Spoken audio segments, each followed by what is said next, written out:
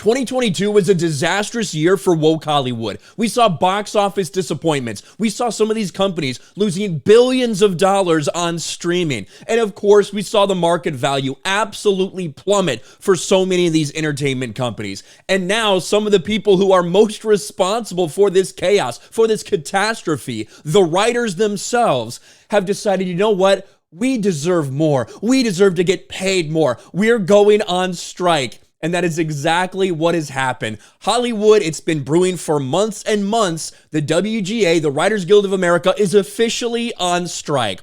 Hollywood hit with writer's strike after talks with AMPTP fail. Guild slammed studios for gig economy mentality.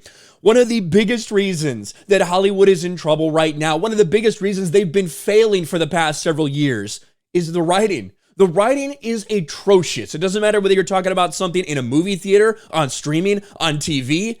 It's dog shit. It seems like so many things nowadays are written by people with no understanding of normalcy, no life experience, with the sole intention to push some sort of agenda or identity politics in everything that gets written in Hollywood. That's why when you have things that stand out like a Top Gun Maverick, it's so surprising. It gets so much success because people are hungry for more normal things like that. And now the woke writers who have helped in destroying Hollywood's reputation and in destroying their market value, they've now decided that they aren't getting enough, that they need more. This is so sad. The Writers Guild of America is on strike. And let's look at this too, because there's some things that are immediately going to be affected. What this means, writers are on strike.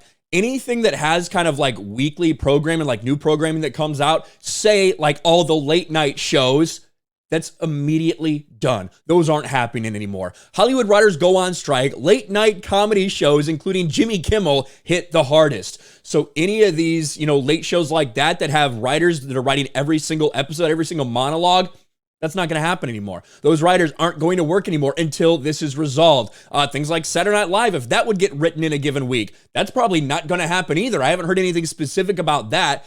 Now, if there's already things that are in production, obviously, that are already written, those are still going to go forward. There were some people that were smart that saw this coming, and I'll give them credit. I don't give Star Wars very much credit or Lucasfilm very much credit, but Jon Favreau did already come out and state, we wrote all the stuff for season 4 already just in case everyone went on strike. So if there's stuff written, they can put it in production. But for everything else, anything new, that is not happening anymore. Hollywood writers walked off the job late Monday after the major studios failed to reach a new contract with the Writers Guild of America, throwing numerous TV shows and streaming series into jeopardy. Among the hardest hit will be the late night comedy shows, including those hosted by Jimmy Kimmel and Stephen Colbert, who rely on teams of writers to think of their nightly monologues in which they rail against conservative and all things Trump.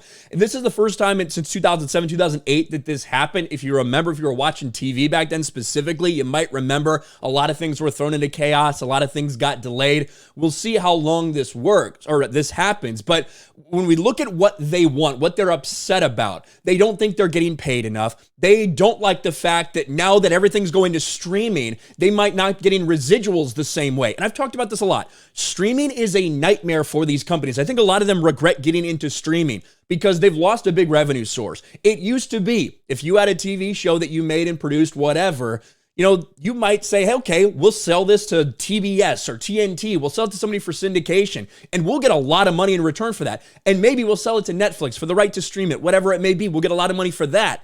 But now, say Disney produces a TV show, they put it on Disney Plus, and they might pretend to pay themselves money, but they are not getting the same type of revenue long-term from those shows anymore. Instead, they're hoping that you sign up to Disney Plus and that they keep you there using that. That has not been a very solid return on investment for them, at least not so far. But this is what the woke writers who have destroyed the entertainment industry are saying.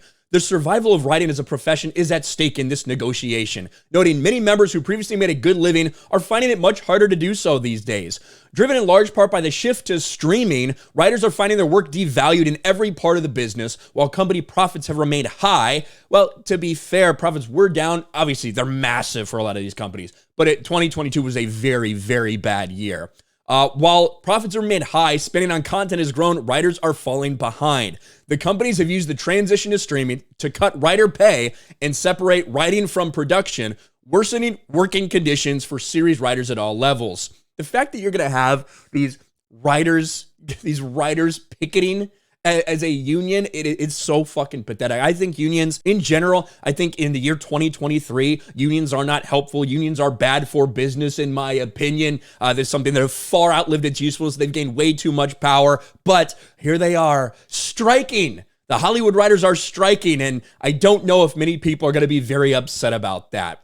The company's behaviors created a gig economy inside a union workforce, and their immovable stance in this negotiation has betrayed a commitment to further devaluing the profession of writing. From their refusal to guarantee any level of weekly employment in episodic television to the creation of a day rate in comedy variety, no such deal could ever be contemplated by this membership.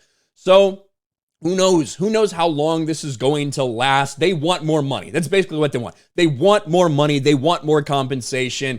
I don't think they're earning it, to be quite honest with you. I don't think that woke Hollywood, who has absolutely destroyed the entertainment industry, I don't think these writers who are pathetically bad at their jobs deserve more money. I don't think they deserve what they're getting to begin with, to be quite honest with you. And I can tell you one thing. These writers might think that people are going to miss them, that people are going to help and be up behind them and demand that they come back.